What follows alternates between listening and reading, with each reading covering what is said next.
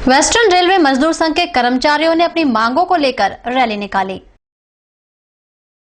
Western railway मजदूर संघ के रेल कर्मचारियों ने संघ के सदस्य शरीफ खान पठान के मार्गदर्शन में अपनी मांगों को लेकर आज प्रतापनगर स्थित डीआरएम ऑफिस के बाहर सूत्रोच्चार किए और रैली निकाली।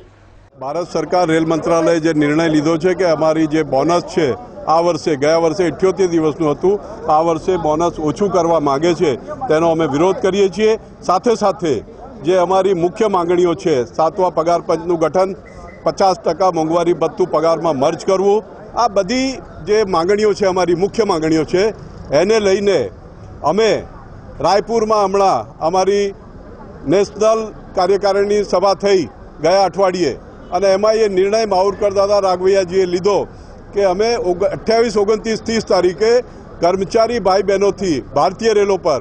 ગુપ્ત મતદાન હડતાલ પર જવું કે કેમ તે કરાવીશું નવેમ્બરમાં અને ત્યારબાદ અમે હડતાલની નોટિસ ભારત સરકારને આપીશું કેમ કે અમારી જે જાયઝ માંગણીઓ છે તેના સરકાર બિલકુલ મૂકબધિર થઈને બેસી રહી છે, કોઈ માંગણીઓ માંગવામાં નથી આવતી અને અમારી કોઈ વાત સાંભળતું નથી, એટલે અમારી પાસે હડતાલ પર જયા વગર અમારી પાસે કોઈ ચારો નથી।